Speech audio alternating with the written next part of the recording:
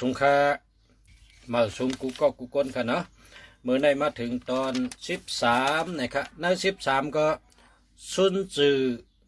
ลัดว่าการเจ้าสายลับนะครับการเจ้าสายลับเฮอเป็นพรดีก่อตั้งตับซึก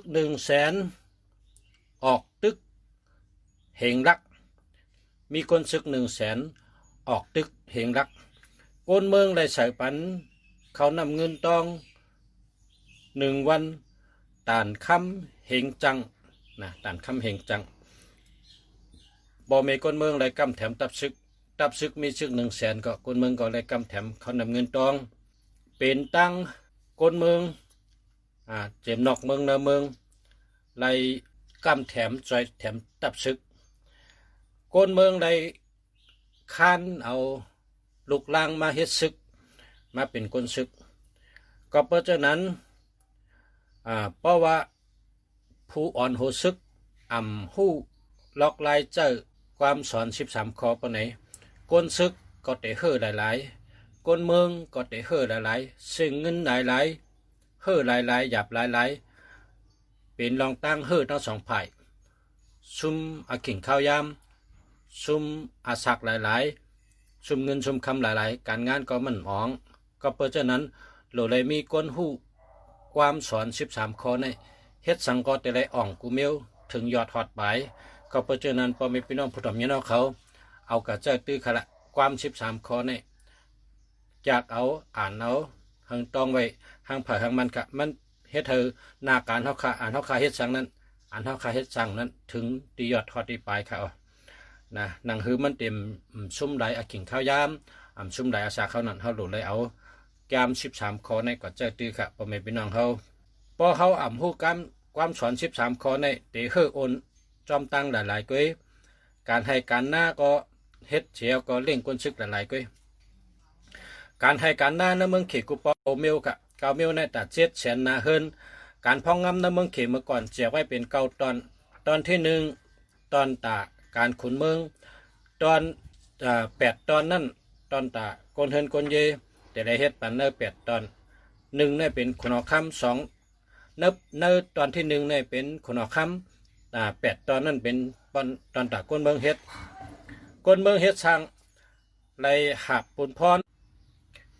กนเมืองเฮ็ดสร้างเฮ็ดสวนเฮ็ดนานั่นก็มันเป็นปุนตากินตาย่ำเสมกาปันจอยแถมปุนตาหลุบสันหลังเจ้าจัดวันเมือง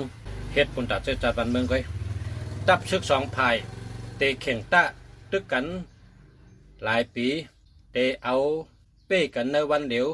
พอกลุ่มที่เหนียวเงินตองเตยุกยองปันสู้ปันดับ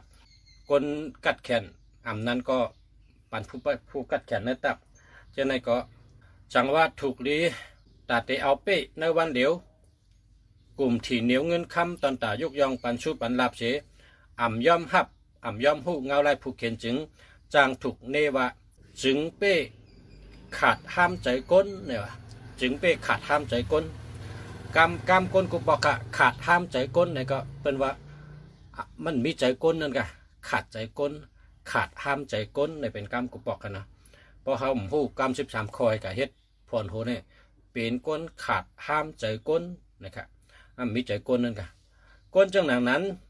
ใจผู้นำก้นใจขุนเมืองใจเจ้าอ่องเป้พวกก้นที่หูความสอน13ข้อเนี่ยมันใจผู้อ่องเป้มันใจผู้นำก้นนะครับเคเขาว่าไว้จากนั้นในกุปอกก็เพราะฉะนั้นเป็นก้นแต่เป็นขุนก้นเป็นผู้นำก้นหรือได้หมอความ13ข้อเนี่ยดีๆงามๆตั้ง13ข้อครับขุนเมืองลักแลจอมซึกหลีตักอ่องเป้ไรมีตีลองหู้อ่อนตั้งหู้เวทะหู้ลงนาอ่อนตั้งอันนั้นจังก็เป็นขุนนั้นก็ขุนผีขุนสางก้นไตเข้าห้องว่าเจ้าดีผีเมียดก้นก็นั่นเป็นก้นแก่นะกึ่งเถอะห้องว่าขุนผีขุนสางก้นหมอนับสอนหู้ลงนาว่าเฮาเตเปมาเลยอันนั้นเป็นก้นแก่ก้นแขนก้นเหมือนหนังขุนผีขุนสางการซึกในจังปึงขุนผีขุนช้างมาจ่อยการซึกเนี่ย การซึกในอ่ำจังเจ้อขิงข้าวยำและไปต่างกาลามาจ่อยมันอยู่ที่น้ำกัดผู้อ่อนโหซึกมีน้ำกัดและจัดการเฮ็ดจอมเงาลายเมื่อมีตื้อตั้งให้แลว่าเอานั้นก็คุณซึกอำโลเจ้อไปต่างกาลาคุณซึกอำโลเจ้อพระผีจ่อยอยู่ที่น้ำกัดและอิงเหนือเงาลายอันเกิดปอมาตั้งนามีมาชื่อนาได้เฮ็ดกว่ากำเดียวนั่นก็ลายเจ้อเฮาอ่องเป็นในผู้เข็นเตจัดไว้เป็นสายลับ5 เส้นที่1สายลับเมืองเส้นที่2สายลับเนอเส้นที่3สายลับซ่อนเส้นที่4สายลับตายเส้นที่5สายลับลิบพอตำวัง5 เส้นเหตุการณ์อยู่จึงมีเผอหู้ถึงไรล็อกลายลับอันในห้องว่ากุมกำไว้พระกุมกำไว้ผ้าในอยู่ในลายมืออยู่ในผ่ามือฝ้าอันมีเนื้อโหเขานะกุมกำใบผ้าเส้นสายไม้ลายเส้นอันนั้นก็ลายเส้นเป็นแสงดีคนเมืองนะครับเป็นคนดีคนเมืองค่ะเนาะเพราะว่ากำในตั้งหาอันสายลับเมืองในนั้นเจ้าคนเมืองอันอยู่ในเมืองเจ้าคนเมืองในผู้เขียนสายลับในนั้นเจ้าหน้าที่ในผู้เขียนสายลับซ่อนในนั้นเจ้าขึ้นสายลับผู้เขียนปล่อยมาสายลับตายในนั้นเป็นผู้ก็ปล่อยข่าวพังข่าวแก๊กพามหูพามตาผู้เขียน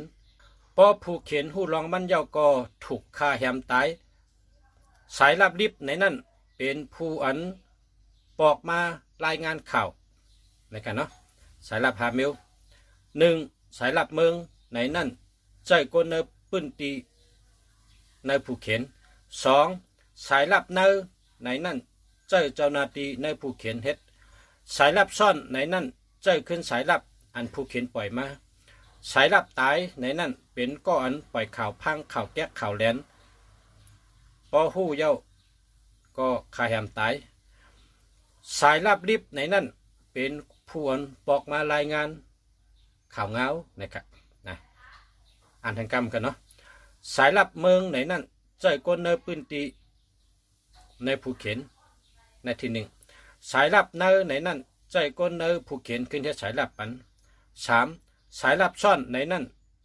ใจขึ้นสายลับอันผู้เขียนปล่อยมาเลยใจขึ้นกับเฮ็ดสายลับตายอันว่านั้นเป็นผู้อันปล่อยข่าวพังข่าวแก๊กเฮ็ดให้ผู้เขียนส่วนเชิญสารสายลับจังไหนเนี่ยเพราะผู้เขียนเขายอบได้ผู้เขียนก็เอาตายก็ประเด็นแต่ได้สติเตะ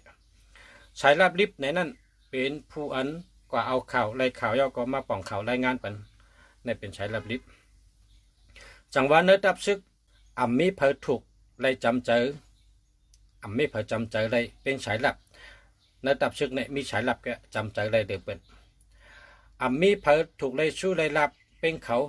มีเขาแกถูกไล่สู้ไล่ลับหรือเป็นมีเผออันขุนเมืองไล่เจ้าตั้งลักแหลมเป็นเหนือเขามีเขาแกไล่หัวขุนเมืองมีตั้งลักแหลมก็คือมีเผอเจอชื่อเหมือนเขาเนี่ยเป็นคนอันเจอชื่อเนือเจ้าจอมเมืองเตะเจอชื่อ